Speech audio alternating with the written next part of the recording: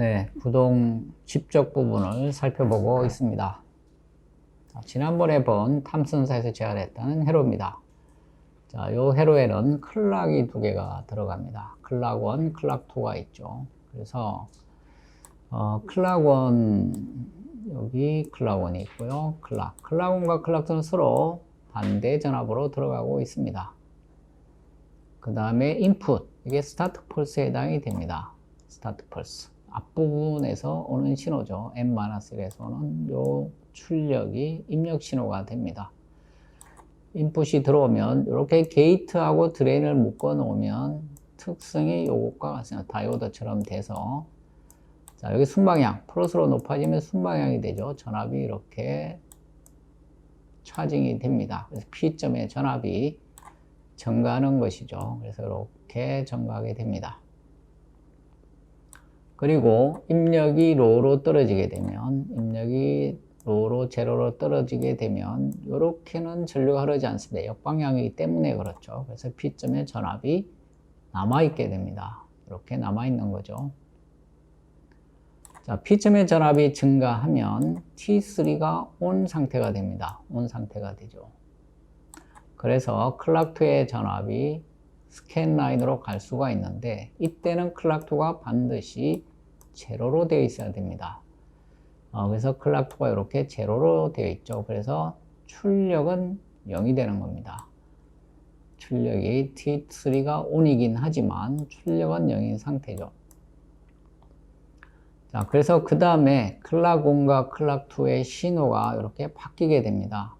자, 클락2가 로우에서 하이로 VG ON으로 바뀌게 되는 거죠. 자, 클락2가 VG ON 전압이 되면, V1 전압이 되면 전압이 높아지겠죠. 그래서 출력으로 나가게 됩니다. 스캔 라인으로 가게 되는 거죠. 그래서 출력 전압이 상승하게 됩니다.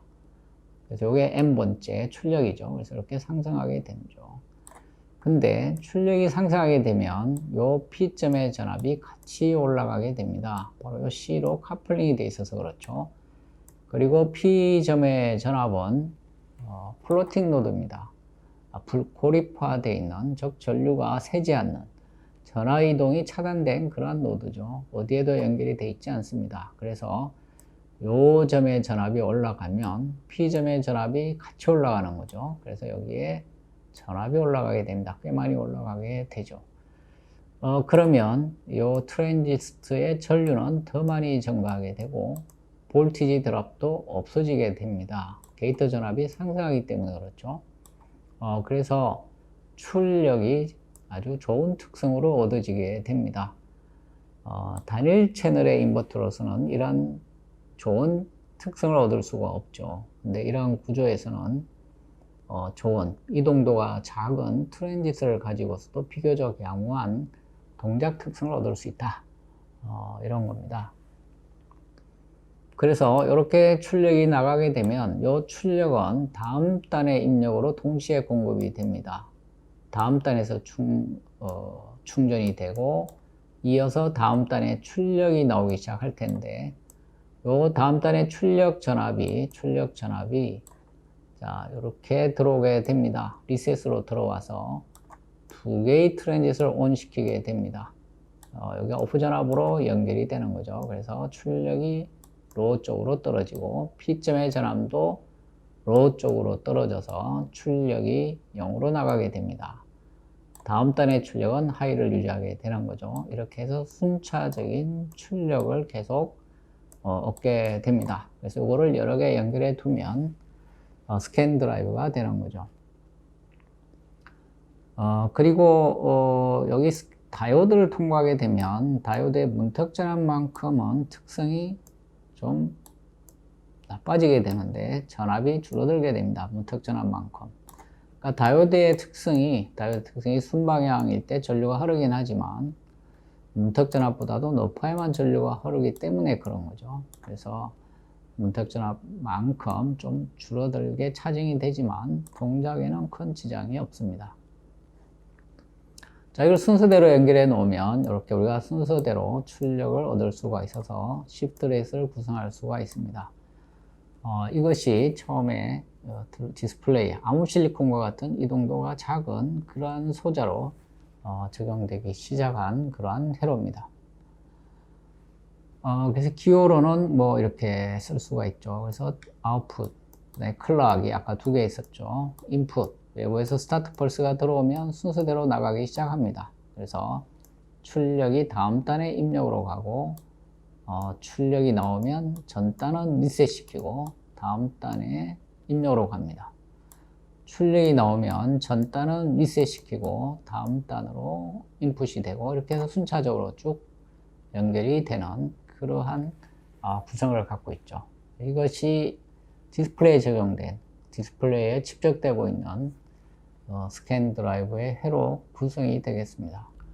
그래서 이렇게 스타트 펄스가 들어가고 나서 출력이 순서대로 나오는 걸 볼 수가 있는데 이건 네 번째 단에서 나온 출력을 본 겁니다. 자, 첫 번째도 나왔겠죠. 두 번째도 있었고 세 번째도 있었고, 자, 네 번째 출력이 잘 나오고 있는 걸 볼 수가 있죠. 그래서 이렇게 이제 시프트 레지스터가 구성이 되고 스캔 라인을 동작시킬 수는 있는데 문제가 하나 있습니다. 플로티드 게이트 라인이라고 표시가 되어 있는데 오프 상태일 때 전압이 떨어졌을 때 이 스캔 라인이 플로팅 된다는 겁니다. 그러니까 전원에서 분리되어 있다는 거죠. 그러니까 전원이 불안하다는 얘기가 되겠습니다. 외부의 영향을 많이 받는 거죠. 그래서 이 플로티드 게이트 라인이 되면 화질이 나빠지게 됩니다. 외부 신호의 영향을 쉽게 받기 때문에 그런 거죠.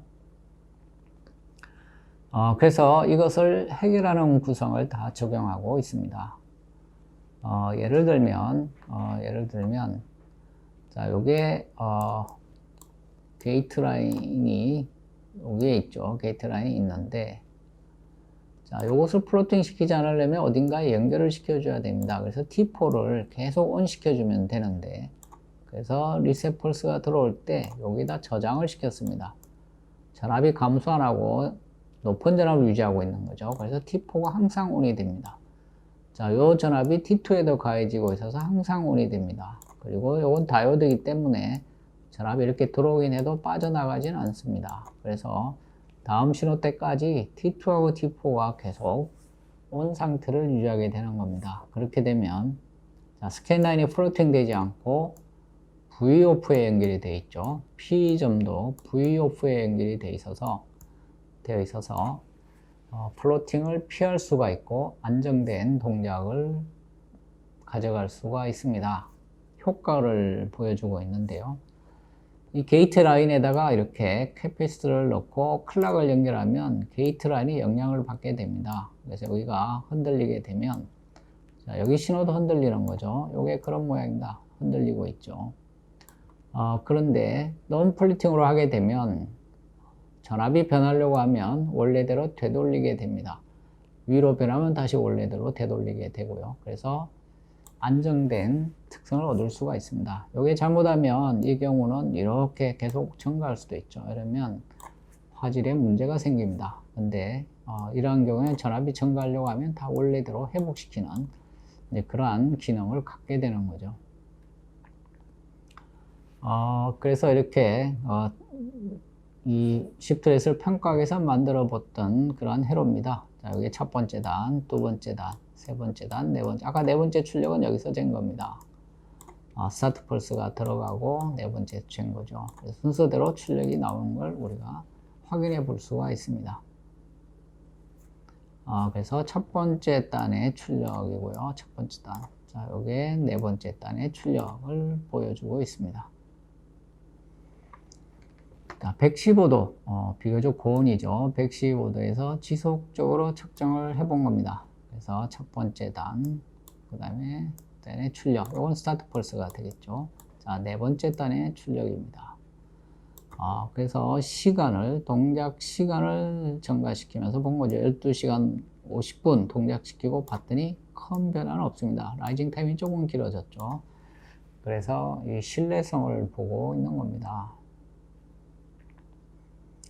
자, 논 플로팅을 한 경우에는 플로팅이 안 돼서 좋기는 한데 불량이 쉽게 나타난다는 단점이 있습니다. 여기 보면 꼬리가 나타나기 시작했죠. 85도에서 동작을 시켰는데 처음에는 괜찮다가 시간이 오래되니까 불량이 나타나기 시작했습니다.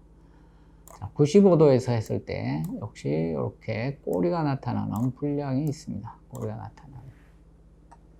자, 이렇게 불량이 나타나는 원인은 트랜짓의 특성이 나빠져서 그렇습니다. 동작을 오래 시키고 특히 온도가 높아지면 TFT의 특성이 빨리 나빠지죠. 그래서 특히 T2가 문제인데, 자, T2의 특성이 열화가 되면 전류가 적게 흐르는 거죠. 즉 P점의 전압이 빨리 방전이 안 된다는 겁니다. P점의 전압이 오프 전압으로 빨리 떨어져야 되는데 T2의 저항이 증가하게 되면 P의 전압이 잔류하게 되고, 그러면 T3가 완전히 오프가 되지 않고 새게 되죠.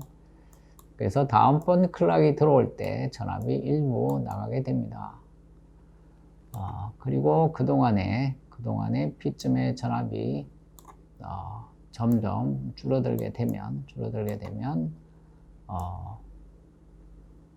T3가 그때 비로소 오프가 되고 안정화되는 거죠. 근데 이제 이게 빨리 오프가 안 되면 계속 나타나게 됩니다. 앞에서 본 이러한 것들이 클락이 한 번 쉬고 그 다음에 늘 들어오기 때문에 이런 식으로 계속 반복해서 나타나는 불량이 생길 수가 있죠. 그래서 이게 논 플리팅으로 하게 되면 이 트랜짓의 전압이 계속 가해지기 때문에 특성이 쉽게 변한다는 거죠. 그래서 오동작을 하게 된다는 겁니다. 오동작. 그래서 이게 이제 그 문턱 전압의 변화를 보여주는 그런 그래프가 되겠는데, 스트레스 타임, 동작 시간입니다. 게이트에 전압을 가한 시간. 직류를 가했을 때입니다. DC에 게이트에 계속 전압을 가했을 때는 요 정도 전압이 VTH가 변하게 되는데, 펄스 타입으로 가게 되면 상당히 줄어들게 되죠. 그래서 이렇게 펄스 타입으로 게이트에 전압을 가게 되면 문턱 전압의 변화가 굉장히 작습니다.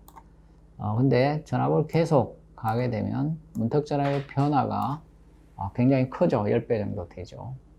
그래서 특성이 빨리 나빠집니다. 그래서 플로팅을 피하기 위해서 게이트에 지속적으로 전압을 가게 되니까 특성이 빨리 나빠져서 불량이 쉽게 나타나게 된다. 이런 게 되겠습니다. 이거는 현배경 사진의 예고요. 그래서 유리기판에 적용된 암흑 실리콘으로 만든 스캔 드라이브의 일부 사진입니다. 그래서 이렇게 구성이 되어 있고요.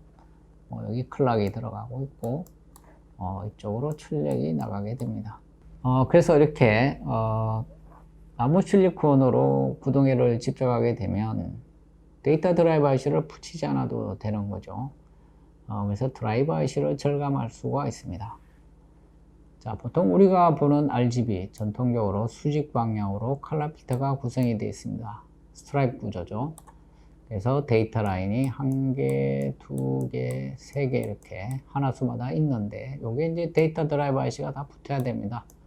이렇게 붙게 되죠. 근데 이 RGB를 옆으로 눕혀 놓을 수 있습니다. RGB가 R, G 방향이 반대죠. 이렇게 되면 데이터 라인 수가 3분의 1로 줄어들게 됩니다. 여기는 3개가 필요한데 여기는 하나만 있죠. 대신에 게이트 라인 수가 3배가 늘어납니다. RGB 3개가 있어서 스캔 라인이 3배로 늘어났죠. 그렇지만 이 스캔 쪽은 집적을 하게 되니까 IC가 필요 없습니다. TFT로 만들었으니까. 대신에 요 데이터 드라이브 IC는 3분의 1로 개수를 줄일 수가 있죠. 그래서 드라이브 IC 개수를 대폭 줄일 수가 있어서 원가 절감이 된다는 겁니다. 그래서 이렇게 스캔 DDI, 그 다음에 데이터 디스플레이 드라이브 IC가 붙어 있는데, 자, 요게 3분의 1로 줄었으니까 2개만 남았죠. 2개, 6개가 2개로 됐습니다. 게이트 쪽은 드라이버 IC를 사용하지 않아도 되죠. 그래서 컬러 필터의 배열을 바꾸고 스캔 드라이버를 직접 함으로써 DDI를 대폭 줄인, 그래서 원가 절감이 된다는 건데 2006년에 삼성이 발표했던 자료입니다. 자, 그래서 이러한 기본적인 회로는 스캔 라인이 플로팅이 되기 때문에 실제 제품에 적용하기는 어렵죠. 그래서 이제 P점의 전압을 보면, 자, 입력이 들어오게 되면 P점에 충전이 되고, 여기 펄스가 나갈 때 부스랩이 되고, 그 다음에 출력이 로우가 될 때 P점의 전압도 로우가 되는 이러한 형태가 됩니다. 그래서 요 동안에는 P점의 전압은 하이에 해당이 되는 거죠. 여기에다가 인버터를 연결하게 되면 출력은 반전된 신호가 이렇게 만들어지게 됩니다. 그래서 이것을 활용을 해서 우리가 이 시프트레스를 조금 변형시킬 수가 있습니다.